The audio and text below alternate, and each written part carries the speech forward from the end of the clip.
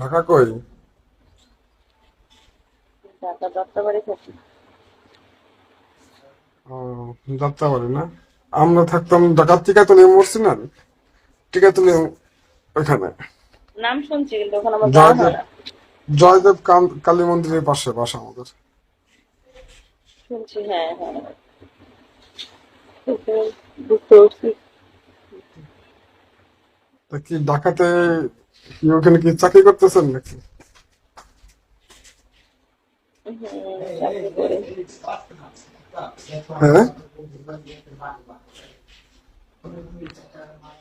ঢাকাতে চাকরি করেন নাকি?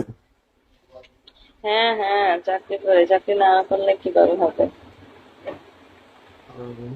কোন অফিসে কি কি চাকরি করেন? এই ছোটখাটো একটা অফিসে চাকরি করি। ও, তাই নাকি? দেশের বাড়ি কোথায়? দেশে বাড়ি চাঁদপুর। বুঝতে পারছি। আমাদের দেশের বাড়ি হলো আপনার ফরিদপুর, পুরের মধ্যেই আছে।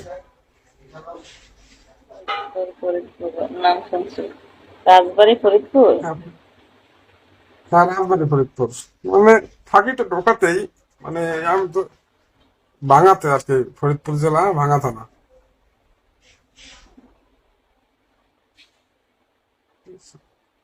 রাজবাড়ি ফরিদপুর, আমার একটা ফ্রেন্ড আছে। আমরা একসাথে পড়াশোনা কোথায় করছিলাম। থাকি? এখন তো কই আছে তা পড়ালেখা জানি না, কিন্তু এখন বিয়ে শাদী করছে। খালতো বোনের বিয়ে করছে, এখন অনেক দূরে আছে।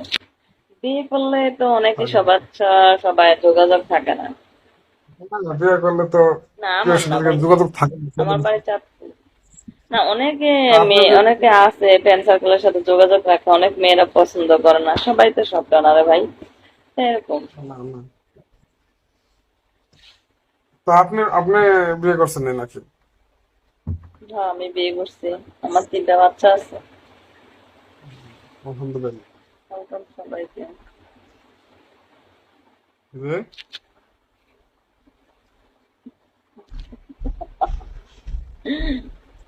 হাসেন কেন ভাই? আমার বড় যে ছেলে ক্লাস হাসতেছেন কেন? 9। আমার বড় ছেলে ক্লাস 9-এ পড়ে, মেয়ে ক্লাস 8-এ পড়ে। বাট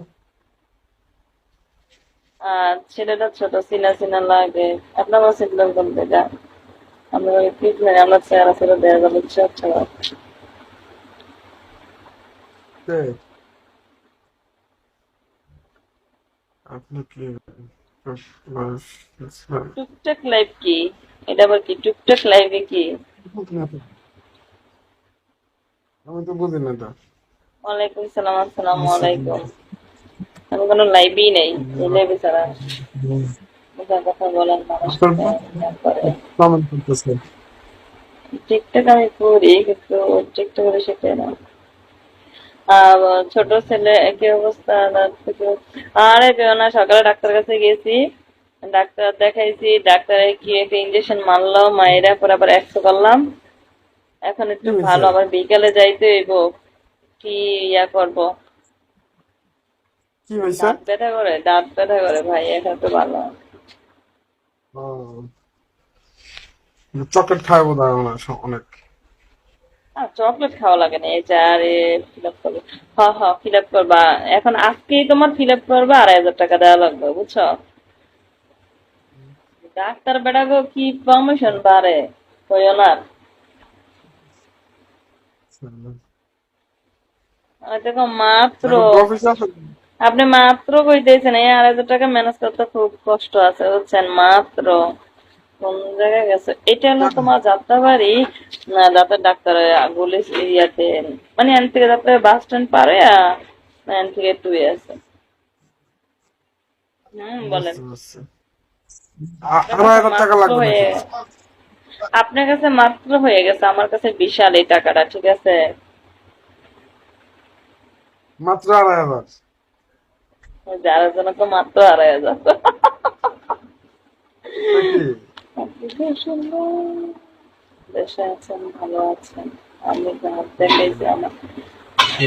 আল্লাহ, বলি আর না। আল্লাহ।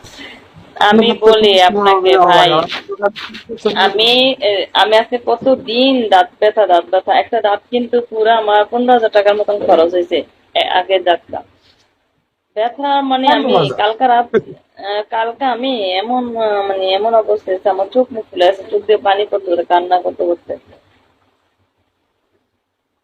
বুঝছেন। আমাদের এখানে একটা আপনি দাঁতের শুধু ফিটিং করতে হলে ওষুধ আপনার খাইছি ভালো লাগে। কিন্তু ভালো হয় না, হ্যাঁ? ওষুধ খাইছি কমে না। রাত্রে সারা রাত আমার গেছে, আমার ঘুম হয় না সারা রাত, না যেতে রাত্রে সারা রাত আমার ঘুম হয় না। পরে সকালে গেছি, পরে ছোট মামার কাছ থেকে টাকা আনছি, আইনা ডাক্তারের কাছে গেছি, 3,000 টাকা নিয়ে গেছি, বুঝছেন।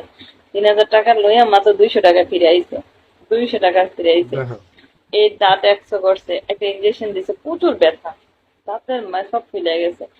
তারপরে কোনো কোনো খাবারও খাইতে পারি না, তারপরে কোনো কিচ্ছুই না, মানে পানি যে খামো, পানিটা খাইলেও সাথে সাথে দাঁতটা ব্যথা করে, এমন অবস্থা।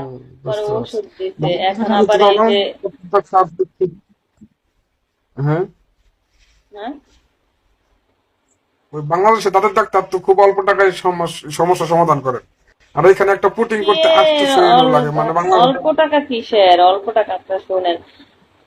খাইছি দুপুরে, হ্যাঁ দুপুরে খাইছি, খাওয়া দাওয়া করিয়া পরে তোমার ওষুধ খেলাম।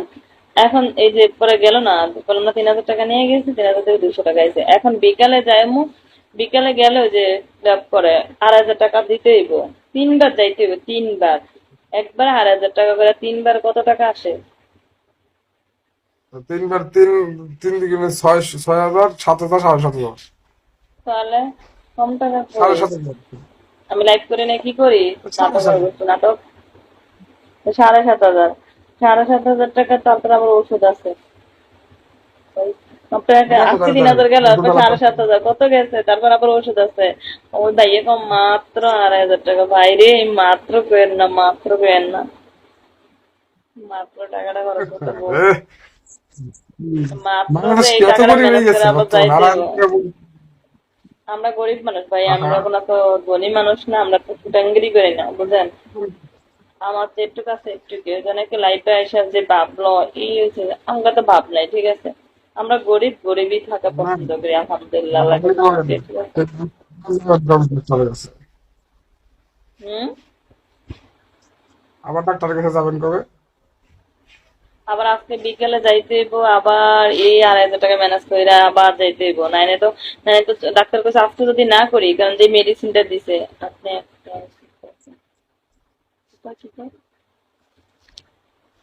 কারণ শুনেন, ডাক্তারের কাছে গেলে যে কোনো, আপনি যে কোনো ডাক্তারের কাছে যান, মানে ডাক্তারের এমন, আমার কোরবানি যে সময় মানে মানে চোখ ব্যথা, মাথা ব্যথা, মানে এই চোখে এইখানে আছে না, এইখানে আমার প্রচন্ড ব্যথা।